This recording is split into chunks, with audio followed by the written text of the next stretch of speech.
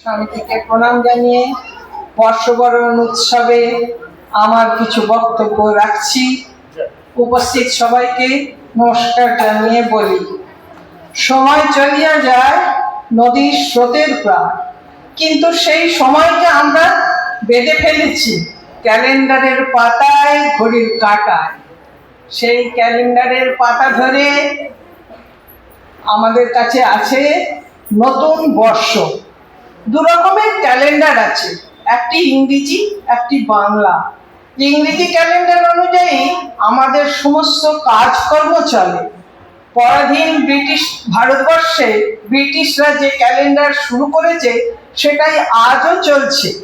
সমস্ত কর্মজগৎটাই চলে ইংরেজি ক্যালেন্ডার মেনে। আরেকটি আছে বাংলা ক্যালেন্ডার। ভারতবর্ষে মোগল সম্রাট আকবর এটি প্রচলন করেছিলেন খাজনা আদায়ের সুবিধার জন্য, সেটি চলে। এবং এই বাংলা ক্যালেন্ডার খুব বেশি প্রচলিত না থাকলেও বাঙালির এটি বড় আনন্দের, কারণ এতেই থাকে সমস্ত উৎসবের নির্ঘণ্ট। বাংলা ক্যালেন্ডার পাবার বিশেষ দিনটি কাল, আমরা কেন তাকেই বরণ করতে বসেছি, আজকে আয়োজন করেছি। সেই পয়লা বৈশাখে আমাদের মনে পড়ে অনেক কিছু উৎসব, হালখাতা, চৈত্র সেল, তারপর এই সমস্ত।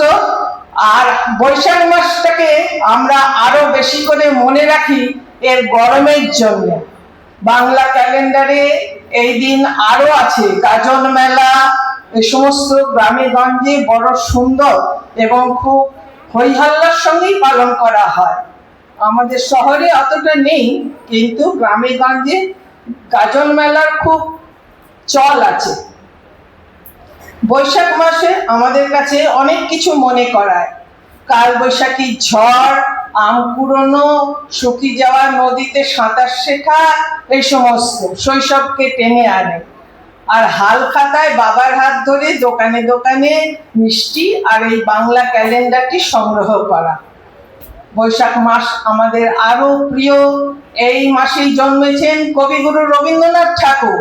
তিনি ছোটদের জন্য লিখলেন, আমাদের ছোট নদী চলে বাঁকে বাঁকে, বৈশাখ মাসে তার হাঁটু জল থাকে, দুই ধার উঁচু তার, ঢালু তার পাড়ি। এই সমস্ত এটি পাঠ্যও আছে। আর বড়দের জন্য লিখলেন কবিতা, বন্ধু হও শত্রু হও যেখানে যে কেউ রও, ক্ষমা করো আজিকার মতো, পুরাতন বরসের সাথে পুরাতন অপরাধ যত। বড়দের কাছে এটি একটি বার্তা। ছোটরা আনন্দ করবে, বড়রা কিন্তু একটু নিজেদের দিকে তাকাবে। পুরনো বছরের যা কিছু অপরাধ, যা কিছু দোষ, এগুলো পর্যালোচনা করে, যা কিছু দোষ দুঃখ, সেগুলোকে আমরা নতুন বছরের মতো বিদায় জানিয়ে নতুন বছরকে স্বাগত জানাবো। এই স্বাগত জানানোর জন্য মা শারদা প্রি কোচিং সেন্টারে বাচ্চাদের হাত ধরে আমরা এগিয়ে যাব আলোর পথে। এইটুকু কামনা করে আমি আমার বক্তব্য শেষ করছি। নমস্কার। উপস্থিত মহারাজদ্বয় এবং আমার ছাত্রছাত্রী সবাইকে শুভেচ্ছা জানিয়ে শ্রী শ্রী রামকৃষ্ণ ঠাকুর, মা শারদা ও স্বামী বিবেকানন্দকে প্রণাম জানিয়ে আমি মা শারদা দেবীর কিছু বাণী এখানে পাঠ করি। শ্রী শ্রী রামকৃষ্ণদেব, শ্রী শ্রী মা শারদা দেবী ও স্বামী বিবেকানন্দ বর্তমানে ঘরে ঘরে সুপরিচিত ও সমাদৃত। শ্রী শ্রী মা শারদা দেবী আমাদের কাছে একজন পূজনীয় দেবী। তার বিভিন্ন বিষয়ে বিভিন্ন বাণী আমরা চিরকাল মেনে চলেছি। মা শারদা দেবী মানুষের ঈশ্বর লাভের জন্য এবং ঈশ্বর সম্বন্ধে আমাদের নানা উপদেশ দান করে গেছেন। যেমন তিনি বলছেন, মায়ার রাজ্যে সর্বজ্ঞ হওয়া একমাত্র ঈশ্বরেই সম্ভব। ভগবান নরলীলা করতে ভালোবাসেন কিনা, তাই শ্রীকৃষ্ণ গোয়ালার ছেলে ছিলেন আর রাম দশরথের বেটা। তিনি বলছেন, চিত্রকর যেমন তুলি দিয়ে চোখটি, মুখটি, নাকটি এমনি একটু একটু করে পুতুলটি তৈরি করে, ভগবান কি অমনি একটি একটি করে সৃষ্টি করেছে? না, তার একটা শক্তি আছে। তার হ্যাঁতে জগতের সব হচ্ছে, নাতে লোক পাচ্ছে। যা হয়েছে সব এককালে হয়েছে, একটি একটি করে হয়নি। আহা, ঠাকুর বলতেন হরিণের নাভিতে কস্তুরী থাকে, তখন তার গন্ধে হরিণগুলো দিকে দিকে ছুটে বেড়ায়, জানে না কোথা হতে গন্ধটা আসছে। তেমনি ভগবান এই মানুষের দেহের মধ্যেই আছেন, মানুষ তাকে জানতে না পেরে ঘুরে মরছে। ভগবানই সত্য, আর সব মিথ্যা। মা বলছেন অবতার পুরুষকে সকলে কি চিনতে পারে? দু একজন চিনতে পারে মাত্র। তারা জীব উদ্ধারের জন্য কত যাতনাই না সহ্য করে। ঠাকুরের গলা দিয়ে রক্ত বের হতো, তবুও তার কথার বিরাম নেই। কিসে জীবের মঙ্গল হয়? অবতার দিয়ে তোমাদের কাজ কি? যার যার গুরুই তার কাছে অবতারের চেয়েও অনেক বড় জিনিস। ঈশ্বর ইচ্ছা ছাড়া কিছুই হওয়ার সাধ্য নেই। যদিও নড়ে না। নমস্কার। চরম চলে এসো।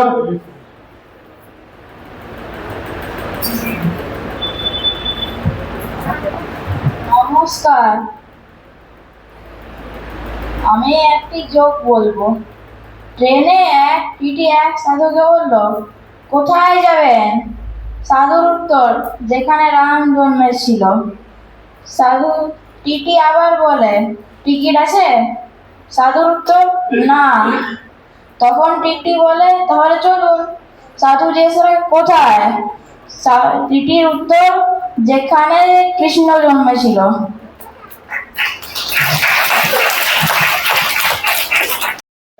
অংশগ্রহণের শ্রেষ্ঠা, শ্রেয়া, প্রিয়া, ঋষি, জয়জিৎ, পরমিতা, শ্রুতি, শশাঙ্কিয়া। পরিচালনায় শিক্ষক রাজেশ সরকার।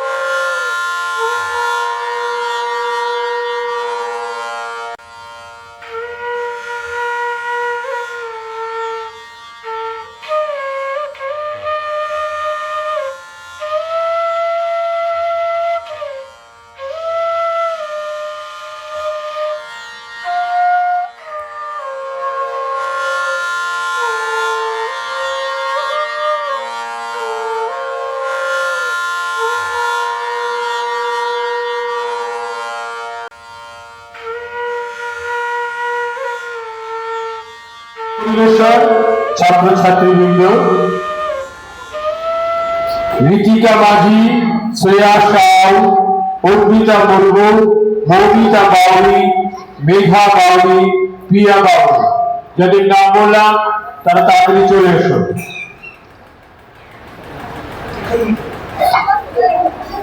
ওখানে ওখানে ওখানে তুমি চলে যাও।